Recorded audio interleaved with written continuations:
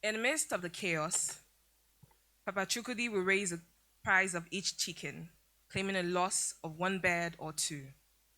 The people understand, the customers understand. They dine in respect, honoring the grief of a man who's lost so much. But as he moves to the second batch, the third, the fourth, you start to wonder, does Papa Chukudi see this chicken as his children? He mourns as if he has lost something great, or is it the greed in his heart bare for all to see? We're quick to point fingers. At the politicians, we say, you are greedy, you lean into your covetousness, you are worse than David. But do we realize that each politician was once a citizen who thought they would do better? And when they got to their seat, money silenced their sense, or perhaps sense was silenced by money. Sitting on a seat reveals that it takes what it takes to stay there.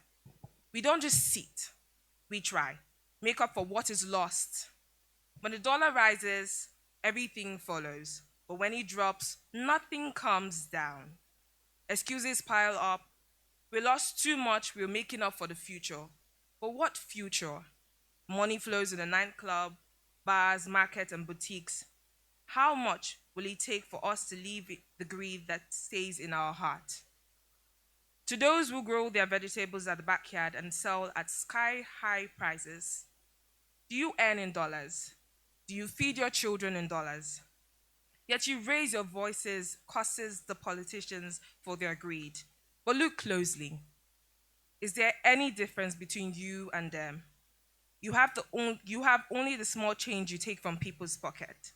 They have only the fortunes they take from the country's coffers. And one day the people's eyes will open. They will see greed as a way to life that they cannot follow. They will see lies as what they are. They will see the unity as a path to change. Knowing it starts with just one person. They will stand firm, speaking a language of fairness and merit, telling their brothers there are people far more qualified than me. They will no longer hunger for shortcuts. They will work tirelessly, cultivating skill over luck. Their strength will be their identity, shining far and wide. They will honor the past heroes who gave them lives, carry their momentum forward. They will show everyone what they stand for, something powerful, something that cannot be bought. They will know that change always starts with one, just one. In the spirit of the recent happenings, I write this to the women here, to those who hold the womb in their body, to those who are biologically a woman. Not yours to define. My body is not a battlefield for you to prove the strength of superiority or to validate your honor. My existence was not made to showcase your power over anything. As women, we're expected to be extraordinary. There's no room for being ordinary. There's no place for just simply being. If you cook, it must be praiseworthy. It must be what finger licking, expressing to the brave, to the people to shout, you are what a woman. They will say, if you complain, is it just overcooking? We're told our rightful place is in the kitchen. But if we linger too long, we're called lazy. As if beyond the kitchen, no identity is assigned to us. We must do more, endlessly proving ourselves, our worth on a trial day and day. Our bodies are expected to bear children, but when we cannot, they call us barren, stripping us of the womanhood as if it's theirs to take. When we show strength, we're overstepping. And when we speak the truth, it's dismissed as bitterness. Society turns us into mannequin, displays for scrutiny, for objectification. They reduce us to biology. I have a womb, you have a spine. But it is my body under your jurisdiction.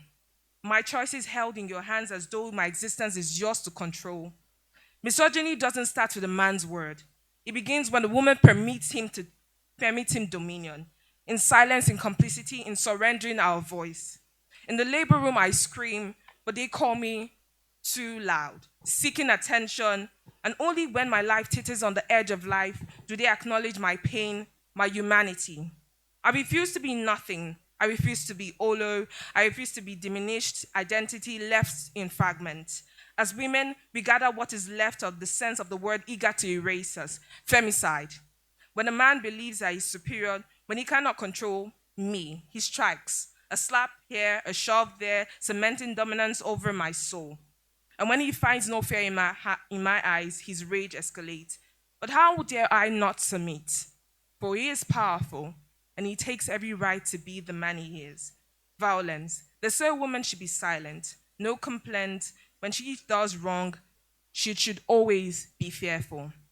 She should endure the first slap, the second one. The cycle is relentless until he has come over bearing gifts, offerings as sacred to tell you that you are mine and I am here to clear the bruises. Rape.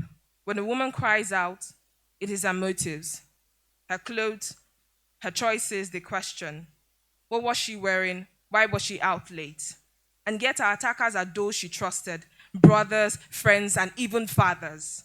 Those who were supposed to protect her became her violators, were expected to sacrifice ambition for their comfort, expected to trade dreams for duties. In boardrooms, our voices are drowned under the weight of dismissal. Our ideas credited to others. We are either too emotional or too cold. As you would regard the professor in the classroom, she acts like she doesn't have children at home. But I'm not here to validate your power. I'm not here to measure your strength. My body does not justify your dominance. My soul does not answer to your pride. Full stop.